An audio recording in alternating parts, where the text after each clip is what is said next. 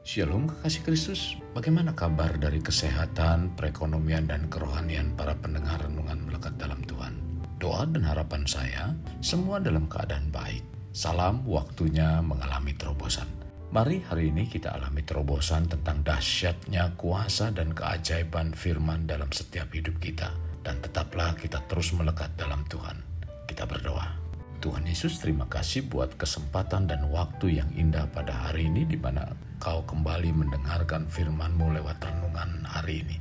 Tuhan, urapi hamba-Mu, biarlah apa yang disampaikan merupakan isi hati-Mu untuk kami semua, di mana firman yang disampaikan membawa iman kami semakin bertumbuh dewasa dan kami semakin peka di dalam Engkau. Tuhan, terima kasih. Ini doa dan permohonan kami. Dalam nama Tuhan Yesus kami berdoa. Amin.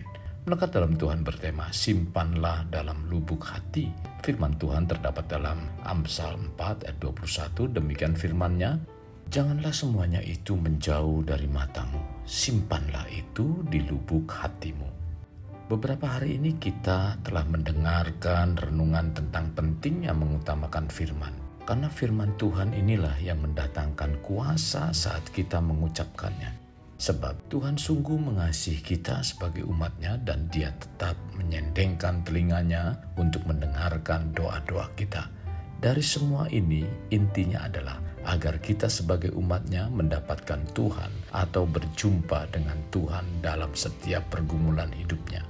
Kalau hari kemarin kita mendengar renungan di mana isi hati Tuhan yang menanti-nantikan kita dan saatnya Tuhan hendak menunjukkan kasih-Nya kepada kita sebagai umat-Nya. Ini menunjukkan betapa Tuhan mengasihi kita. Maka apapun masalah yang kita hadapi, andalkan Tuhan. Percayalah, Tuhan sanggup mengangkat kita keluar dari masalah tersebut.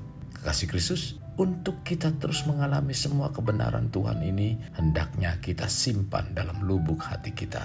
Kuasa firman yang begitu ajaib telah saya terima dalam kehidupan saya dan keluarga. Saat itu saya memutuskan untuk melayani Tuhan sepenuh waktu.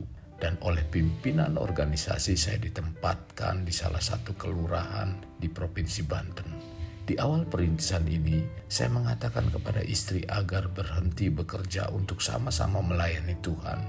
Setelah kami memutuskan dan menjalaninya, Tuhan membawa kami masuk dalam proses untuk mematangkan apa yang menjadi rencananya kepada kami. Dalam meresponi panggilan Tuhan untuk sepenuh waktu, bukan berarti kami diperhadapkan dengan hal-hal yang menyenangkan, tetapi kami diproses seperti bangsa Israel melewati padang gurun sebelum mereka masuk pada tanah perjanjian. Demikianlah kami harus mampu melewatinya, sekalipun berkat yang kami terima 25% dari pendapatan istri pada waktu bekerja, yaitu sebesar Rp800.000. Uang tersebut harus menghidupi kami berdua ditambah 2 anak pada waktu itu. Secara perhitungan untuk kebutuhan makan dan susu anak-anak kami yang kami terima dari pelayanan itu sangat tidak cukup. Tetapi pertolongan dan berkat Tuhan selalu datang, di mana anak-anak kami tetap minum susu dan kami tetap makan. Sekalipun lauk untuk kami makan tidak selengkap seperti yang diharapkan. Jadi apa yang kami terima tentang kebenaran firman Tuhan bukan hanya sekedar mendengar dan tahu, tetapi ketika kami praktekkan, Tuhan menyediakan seperti apa yang kami lakukan, dan Tuhan senantiasa ada dan tidak pernah tinggalkan hingga hari ini. Saat saya menuliskan apa yang disampaikan kepada para pendengar, di mana pertolongan dan penyertaannya tidak pernah terlewatkan. Kekasih Kristus, kita sebagai umat-Nya memang penting dan perlu mendengar dan melihat orang-orang telah menerima dan mengalami pertolongan dan pembelaan Tuhan. Tetapi apa yang kita dengar dan lihat akan menjadi percuma apabila kita sendiri tidak mengalami pembelaan dan pertolongan Tuhan. Sekarang, mari kita arahkan telinga kita dan hendaknya jangan menjauh dari mata kita, melainkan simpanlah dalam lubuk hati agar Tuhan bekerja lebih dan lebih dahsyat lagi. Hal ini menjadi penting seperti layaknya obat yang kita minum. Obat tersebut harus masuk dalam peredaran darah kita terlebih dahulu. Baru obat tersebut akan berfungsi. Demikian dengan obat Tuhan, yaitu firman Tuhan. Firman akan berfungsi apabila benar-benar masuk dalam hati kita. Maka agar obat firman Tuhan itu berfungsi sesuai dengan yang dijanjikan Tuhan, simpanlah firman itu di lubuk hati kita. Itulah sebabnya Amsal 4 ayat 23 mengatakan, jagalah hatimu dengan segala kewaspadaan, karena dari situlah terpancar kehidupan. Kekasih, hati kita menentukan kehidupan. Berarti segala apa yang ada di dalam hati kita menentukan segala sesuatu yang akan kita alami di dalam kehidupan. Bila di dalam hati kita itu benar, maka kehidupan kita pun akan beres. Tetapi jika yang ada di dalam hati kita itu tidak baik, maka kehidupan kita pun tidak baik. Jadi kita sebagai umatnya harus benar-benar menempatkan dan memperhatikan firman Tuhan. Dengan sikap demikian, kita juga harus menyimpan firman Tuhan dalam lubuk hati. Menyimpan dalam lubuk hati merupakan menyimpan di pusat kehidupan kita. Maka firman itu akan mempengaruhi seluruh jalannya kehidupan kita. Kuasa firman sungguh luar biasa, mampu membedakan dan memisahkan mana yang menjadi keinginan jiwa dan roh. Dalam Ibrani 4 ayat 12 mengatakan, sebab itu firman Allah itu hidup dan kuat dan lebih tajam daripada pedang bermata dua manapun.